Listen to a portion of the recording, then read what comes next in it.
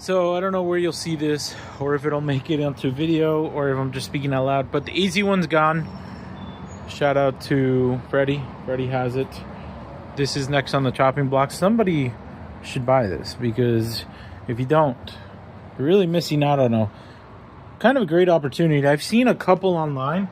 I saw one listed for like $11,000.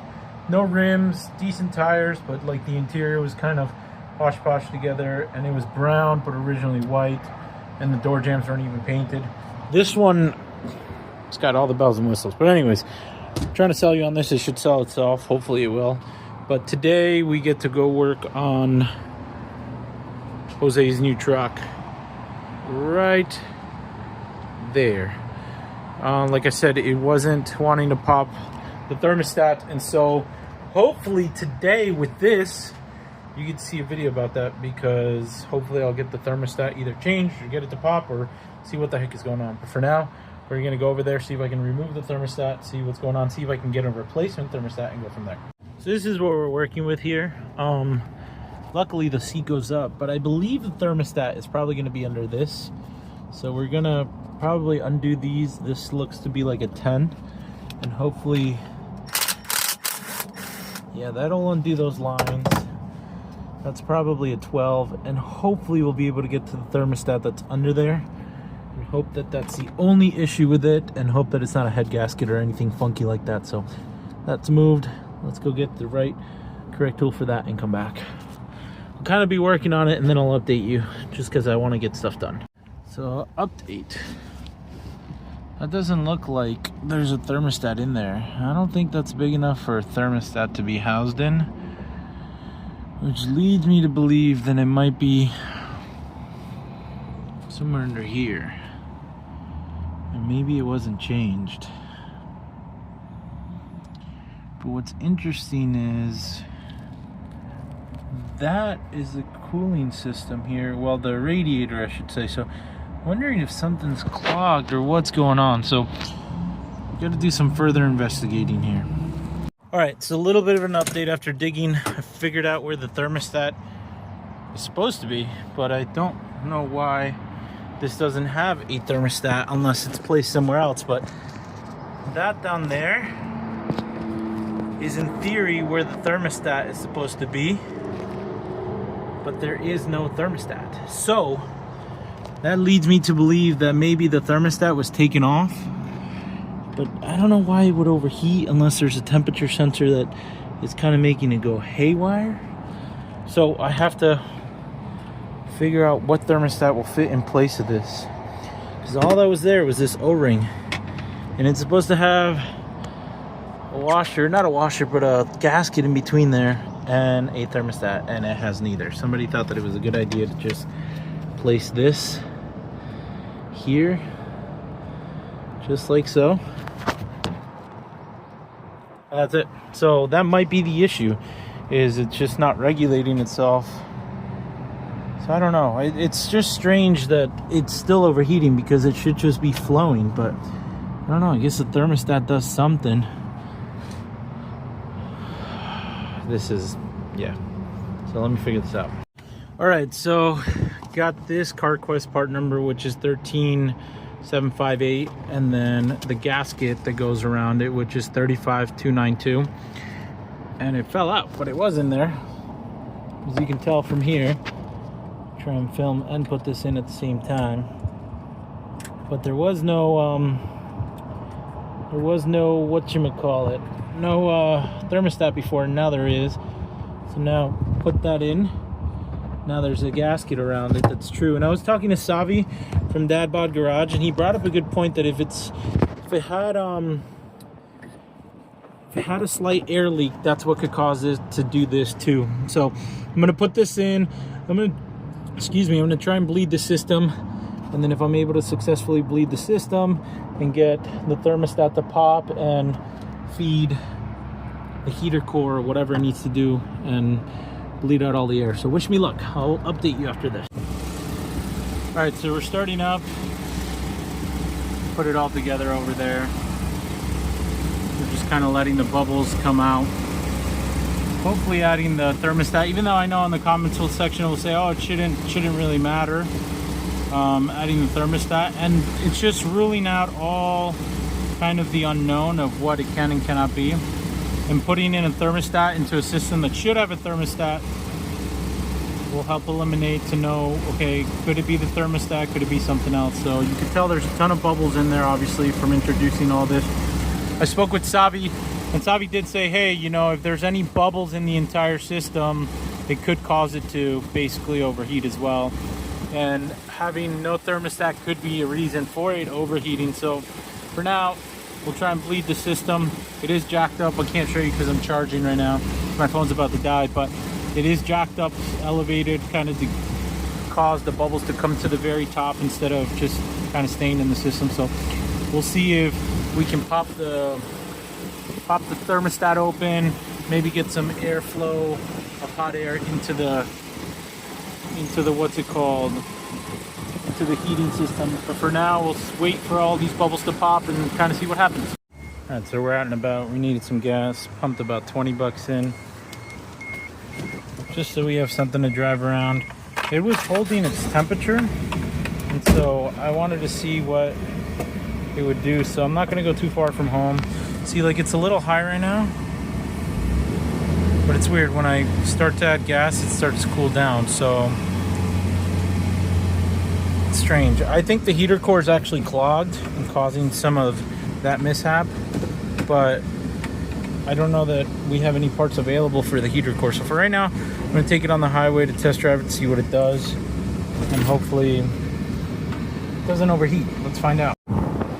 Yes, unfortunately, it looks like we're still creeping up on the temperature over here, so I thought maybe highway would let it go down a little bit, but it's not creeping up in the way that it would normally. So it could also be a temperature sensor, but I think it is. I think the heater core is what's clogged in this thing. So for now, I'm gonna try and get as far as possible and then come back home before it really overheats. We'll probably pull over somewhere to let it cool down. So we got to thug it out with neutral and the engine off and just coasting. So we get back to the border of America and Mexico to shoot ourselves back. For now, we'll coast and we'll try and get over on the left lane to make it back home. The sad days, but yeah, I think the heater core's cooked on this thing. All right, so all in all, it's still kind of wanting to overheat. It's weird, it doesn't want to fully overheat, and I'll explain why. I think the heater core has something to play, but let me show you what I mean by the heater core. So if we go over to the front here, you come under to the underside. I'll show you. So these lines over here, that's for the air conditioning, but if you look in the middle over here, these are the heater core lines. And so what I think is happening is, I don't know if we can hear it, but you can kind of hear it there. I think the heater core is starting to disintegrate, and another telltale sign is, let's see if I can zoom in from there. There you go. See all that corrosion on there? So that's just the telltale sign that it's not working. And then me feeling these like clogs, I think water is not able to pass through the heater core, which is another way that the car naturally cools down, is by pushing heat through the heater core and then back out and into the radiator and into the cooling system. And so if it gets stopped here and there's air bubbles here because of the rust, there'll never be a closed system where it just keeps doing what it needs to do. And so I think this is the issue. Jose thought it might have been the what's it called, this transmission cooler. I don't think it's aftermarket, even though it kind of looks like it could be aftermarket, but I don't think it's this. I don't think that this is the issue. I really think it's this. So with that being said, I had to have the conversation with Jose and tell him, like, hey man, it really comes down to what you want to do, because the seller was actually pretty cool, and hopefully he stays pretty cool, because he told him, hey, you know, like, he paid to the tow to get it towed from America over to my house, and then he said, whatever it's going to be, let me know. I'll pitch in to, you know, to get it fixed. And so ultimately, I think the seller has a reputation he wants to protect, which is really awesome, and stand up. So he said he'll, you know, if it comes too expensive, he'll take it back. Now, can the heater core be fixed? Yeah, absolutely. I mean, all it really comes down to is taking apart, I don't know the extent of the dash, but it looks like for the most part this bottom, and then just clearing out the lines with some water and some pressure. They actually have a specific tool that's with air and water, and you just basically loop it, or not loop it, but just shoot it, and then it shoots out all the coolant. So what would require to happen would be to empty out the whole cooling systems, take out the thermostat again, and then just wash the entire system of any crap or crud that might be in there that would get introduced into another line and clog it. And so that's where it becomes tricky, because it gets hard to know, okay, am I really going to be able to clean this out? But I think the hardest part about all this is the inevitable of, can I find the heater core? Now, most people will say, well, that's why I worry about, buying an import, because I don't know if things are going to happen. For all I know, the heater core in this car could be the exact same as a Toyota Corolla. I mean, the thermostat was the same thing as a Corolla, and so it could be that that's the case. But without knowing if we can source a part, without knowing the part number, it becomes kind of like a hassle to need to know where to find the part, how to find the part, and how to locate it. It took me a good little while to be able to find the thermostat that I needed. So I don't know. That's pretty much what it comes down to. And it's not throwing shade at the person that sold this to Jose, not at all. Please don't think of it that way, because I've been in that shoes where, something's wrong with the car, and things happen and you have to take the car back. But it could have been that if they bought it from Be Forward, or if they bought it from somebody else, they could have bought it from Japan.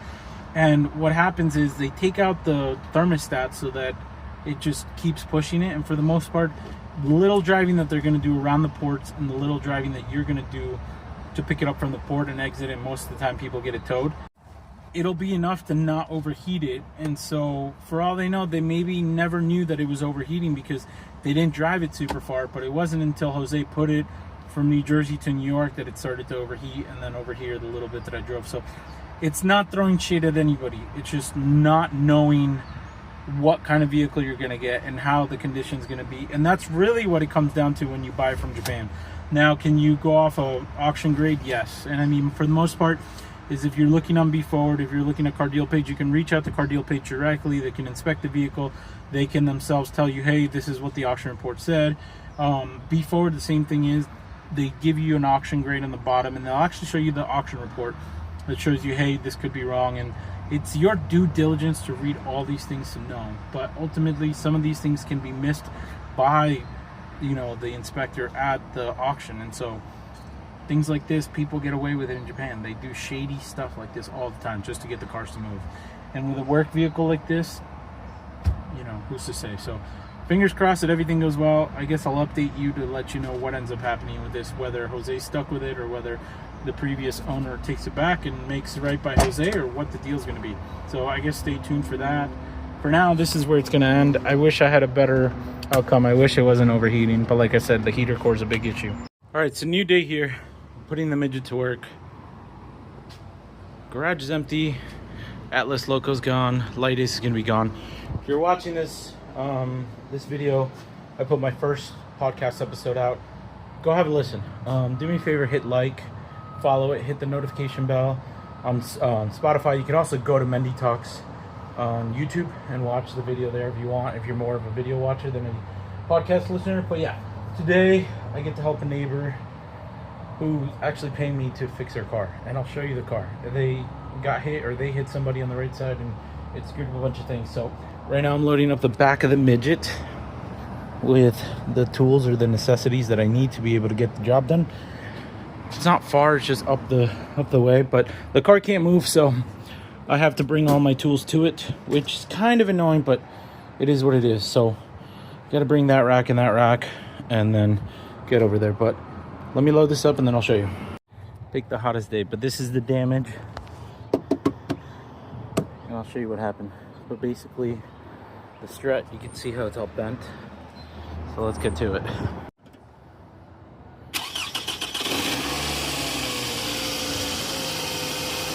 You can turn it off now. So there was a belt sound, so as you can see, it sheared itself right off of these, right off the knuckle. So gonna get to it. Gotta get that lower control arm off. Gotta get basically everything here off. He wants to try and save as much money as possible, so we'll see what we can do. So let's get this wheel off. All right, so CV axle's out. Well, part of it. Knuckles out. Lower ball joints out. Now we're gonna drop this guy. But I got messy with some grease, so needed to remove that. Oh, I forgot. Sway bar link's gotta go. So I gotta remove that sway bar link. Hopefully it comes off peacefully and not a pain in the ass. So I guess we'll take the bottom one off because you can see it's pretzeled now. I guess we'll do that first and then we'll attempt to remove everything else. Oh, that's what I do need off the knuckle, is this bolt. Hopefully it's not bent. It doesn't look bent, but we'll get that off. We'll get that off the top of the knuckle as well. After some struggle of pressing the CV axle-like thing out, well, not CV axle-like thing, the bearing that's on the CV axle, we were able to get it out. Was able to get it out of there. That's the hardest part here, is doing this. And now I'm putting that part, this guy, back into place where the new CV axle will go in to place and bolt up to this whole contraption thing. So yeah, gonna get that bolted up, and then after the CV axle's bolted in, and then I got worried because I was hitting on those antlers, and those antlers definitely did not appreciate being hit on because they ovaled out a little bit, but luckily it wasn't too bad. So now this guy's in, and now I can grab my new CV axle, place it in. As you can see, all the grease that flung up from when the accident. I think we're gonna keep this. They're trying to save as much money as possible, because as it is, they're paying out of pocket for this, and I think they have to, their insurance is probably going to go up because of the other car they hit. But this seems to be okay, although these are kind of ripped, but we'll kind of leave it up to them.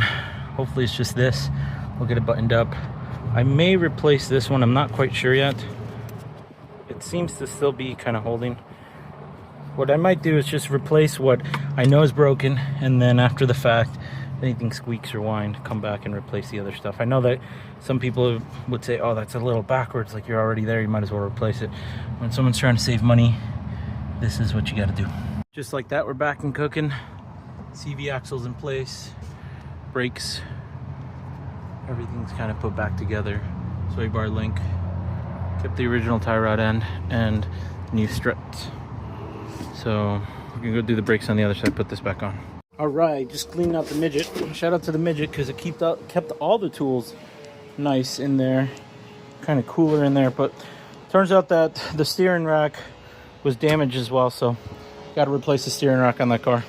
But right now I'm trying to hurry out the door because I got to go pick up my brother-in-law at the airport in LaGuardia. And guess what? We're doing it in this Lola. My brother-in-law and I are gonna go in there. So this might be kind of comical, so stay tuned for that. For now, I gotta get ready because he lands in about an hour, and I'm going crazy here trying to get out the door. So I got my rear passenger Lola back there. You have dogs, a Midget II cargo will be perfect. All right, so we're loaded up.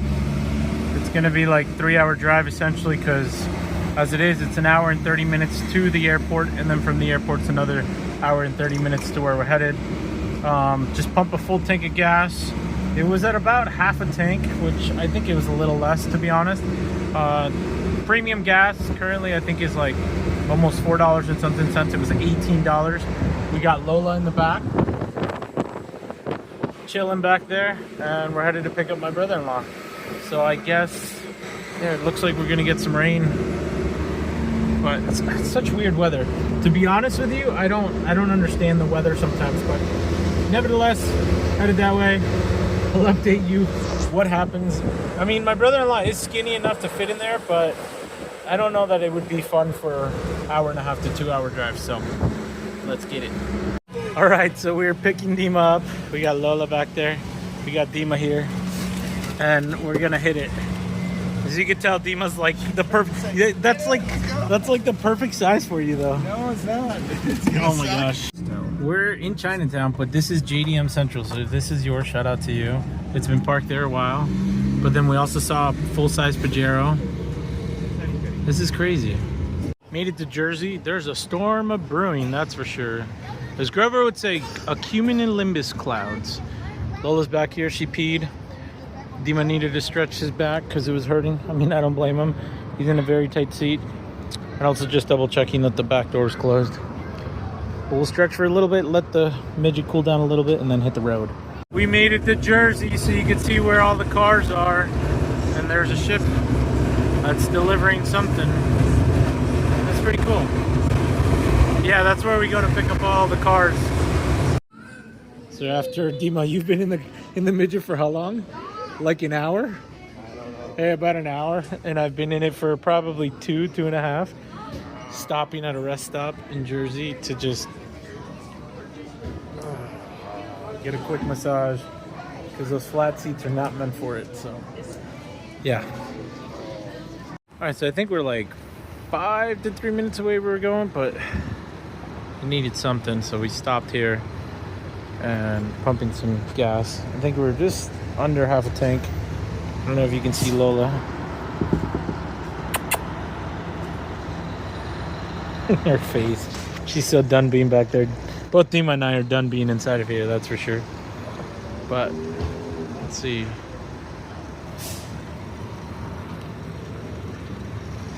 We're at $20.60. I feel like Jersey has the cheapest nozzles. We have like no weight to them, it's weird.